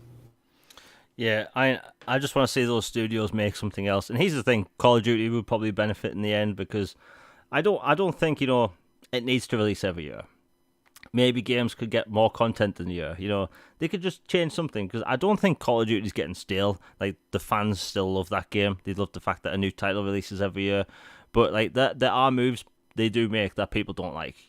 Remember moving from like jetpacks to like World War Two, and then back to modern, and then there's been rumors that there will be World War Two like in the next 2 years. Like I don't know. Like I think there needs to be something to spice up Call of Duty and get people back on board. But hey, they could pretty much do anything in the future. And again, it just means more games. I want my Singularity too. And here's the thing: Prototype. Microsoft clearly needs a single-player superhero game.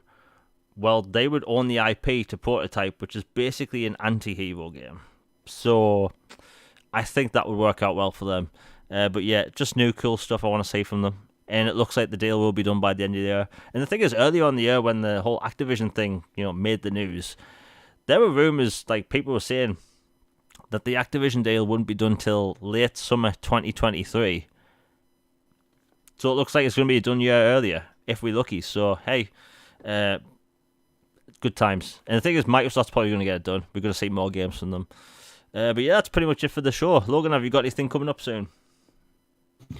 I'm working on a piece about the our topic earlier about the PC Game Pass and Game Pass, the kind of the lack of cohesion between them, and mouse and keyboard conundrum for Series X. So that should be coming out sometime in the near future. Nice. Well, I'll post that when you get that done. And yeah, all of our socials in the description down below. We post about gaming stuff on the daily. And even though this isn't gaming related, I want to mention this. Game of Thrones, House of the Dragon, really good. Like, I'm one of the people, one of the millions of people that was surprisingly salty over season 8, being an absolute just not good bag at all. Like, did you watch that, by the way? Oh, I loved Game of Thrones, and yeah, season 8 didn't sit well how it was rushed to me, but I'm gonna watch it tonight. I've DVR'd House of Dragons, so I'm gonna watch it tonight. Like, oh, so good. Like they had to make something for the fans to enjoy after being like just like stepped on and kicked in by season 8, and they pulled it off. It was an absolutely great like show opener. You know, the Targaryens are basically the main. This isn't a Game of Thrones podcast, I know, but I'm just excited to talk about Game of Thrones again because we haven't had a TV show really that's been out every week, and it's like this whole like event like where everyone's talking about it. Because remember what like social media was like when Game of Thrones was like popular? Like that's all people would talk about. But yeah, Game of Thrones is back. Good times. I'm just excited to talk about Game of Thrones again. Anyway, we'll be back next week with all things Xbox podcast, new topics and all that stuff. And yeah, I have a video coming out in the next 2 days. I won't say what it's called yet, but when you see the title, you'll understand why it's took me a month to get the video out. I'll just put it out that way. It's about a 17-minute long video from what I can tell. I've had to re-edit the thing 12 times. That might be a hint at what it's about. But yeah, that video's out either tomorrow or the day after. Anyway, it's been a good week. Chat's been amazing. Again, thanks Nick W for the super chat. We had one porn bot this week, which isn't that bad. Twitter really needs to sort that out. Everyone gets the porn bots. Please sort that out, Twitter. Anyway, everyone, chat's been awesome. We are out. Hope everyone has a good day. We are out. Peace. My God, I can barely speak.